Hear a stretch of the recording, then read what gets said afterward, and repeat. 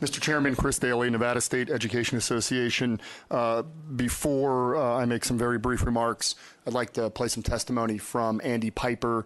Andy is an NSEA board member, also president of the Nye County Support Staff Organization and our UNISERV Council of Nevada that represents our rurals.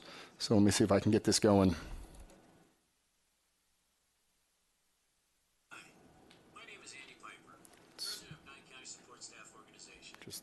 See if IT can get the sound to hear or whether I have to do it the old-fashioned way. Hi, my name is Andy Piper, President of Nye County Support Staff Organization, and I transport the most precious cargo in the world. And I've been doing this proudly without incident for 14 years as a school bus driver. In my 14 years, I have noticed, along with a justified emphasis on keeping students in school, at times, there has been a loss of focus on the safety of every student and those working in public education. Recently in Nye County, I attended a training for school bus drivers and school bus aides. It left those of us disappointed and frustrated. You see, NCSSO has been working with the district to address these chronic student discipline issues on the school bus. There has not been much progress. So as we addressed our concerns, our superintendent told us, "We will discipline as we see fit. You document, you do your job, it's out of your hands then." The district's primary concern is keeping these kids in school and educating them. While NCSSO also wants to keep struggling students in school, this can't be done in a way that compromises other students and employees their safety. That is why we support SB386 to expand Nevada's system of progressive student discipline from the classroom to all other school facilities, including transportation. We appreciate that in the classroom, a teacher is the responsible party for implementing a system of progressive discipline so that every student can learn and be safe. This logic should apply to other school facilities. On a school bus, the driver is responsible for making sure every student gets to school or back home safely. This is a responsibility that all school bus drivers that I know take very seriously. It should follow that the driver should have the tools available to get this job done, including able to engage in a fair, progressive discipline process. In transportation, distractions can have consequences that are more grave than in any other situation. It only takes a distracted driver and a split second at the wrong time for a tragedy to strike. It is difficult to explain to someone who is not regularly on a school bus how serious this situation is. For example, student repeatedly standing up, engaging in horseplay, and ignoring instructions from the driver is endangering the other students on the bus and the public at large. School bus drivers need the tools to effectively deal with this far too common situation. Thank you.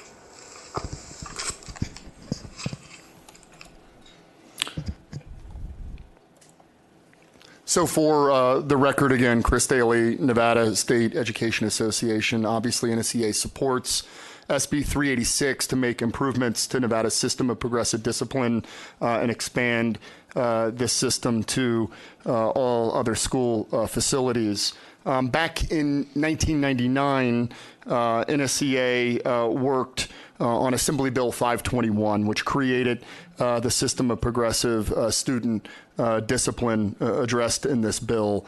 It was important for NSEA to set up a system that was fair for the students and also did not result in having the most disruptive students seemingly coming back right into the classroom through a never-ending revolving door from the principal's office. But we have found that this system set out in AB 521 works best when it's taken seriously and when it's understood by all parties at a school site. While nearly all schools have a progressive discipline plan, an informal survey of our members indicated that many school sites are not fully implementing its provisions. This probably has to do with a general lack of knowledge of AB 521 and the language in the statutes at many of these school sites.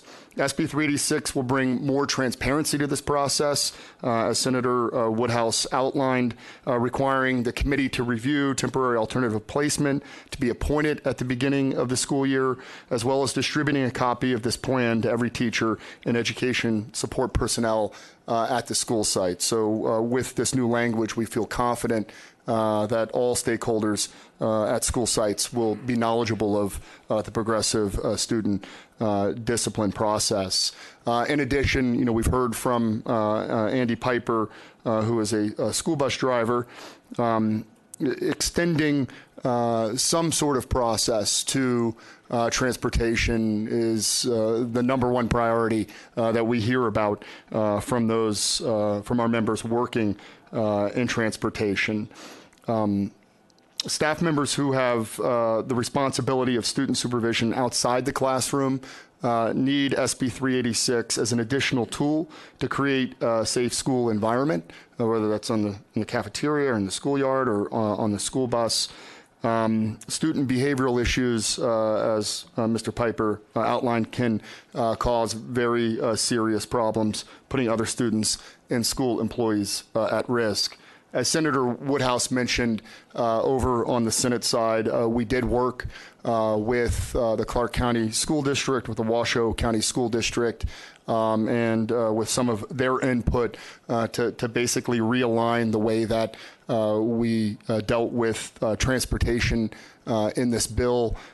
Basically, the bill now, the way that it's written, would require school districts to adopt this transportation policy. In that policy, there would be components that they would require to cover, including rules regarding the conduct of pupils on school transportation, responsibilities of the driver or other staff members on transportation, responsibilities of the principal related to this, as well as a progressive discipline process that is largely based on the policy that currently exists. There's one in the Clark County School District and another in the Washoe County School District that we reviewed for this bill.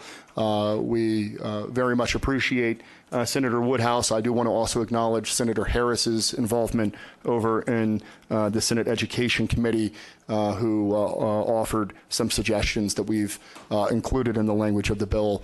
We're hoping for your support here at Assembly Education. Thank you, Mr. Chairman. Thank you. We have a question from Assemblywoman Miller.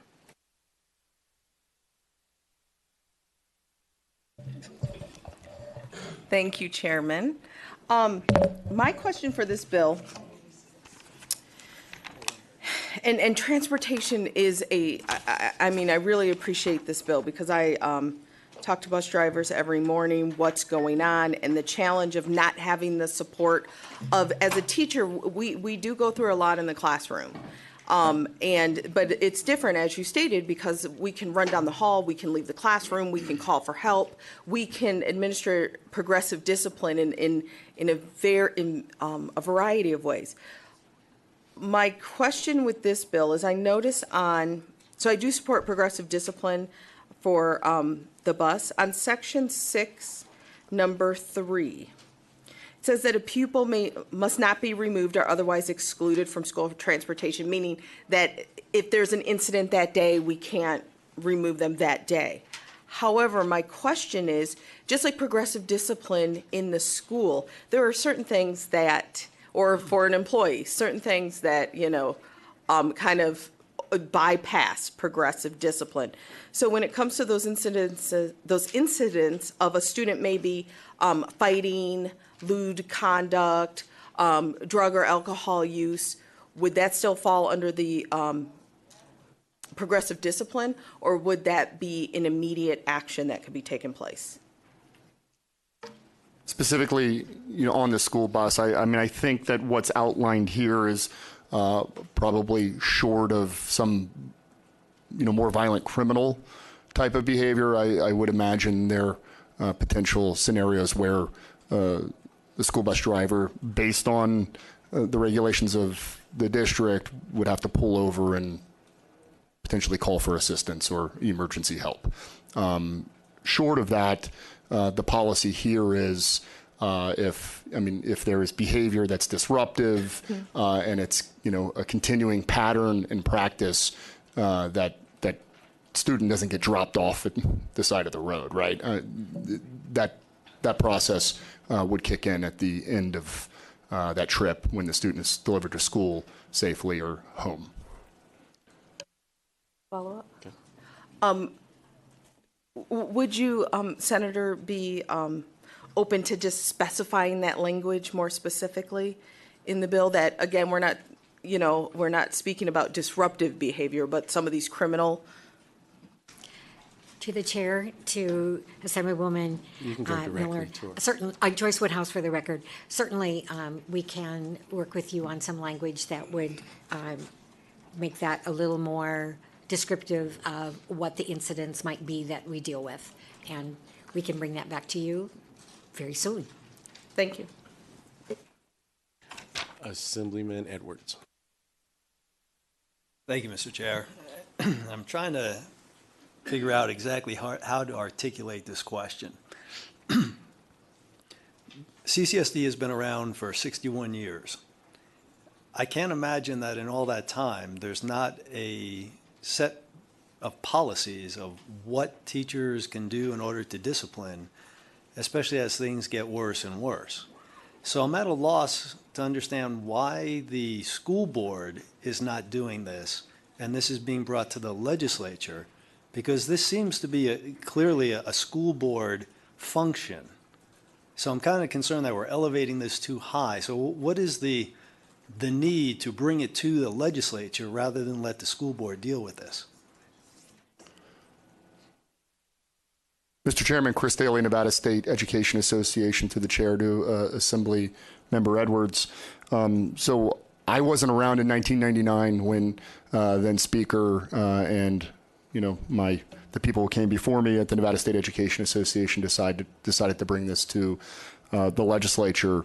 But the bill, AB 521, was adopted into law, creating a statewide progressive student discipline process. My guess is that both NSEA and then Speaker and the legislators at the time decided that this was a statewide issue of importance to be addressed in the statutes. And so the language is currently there. If you look at the bill, this is an amendment of existing language, and so we think that it's appropriate to bring this here as there's existing language in the statutes.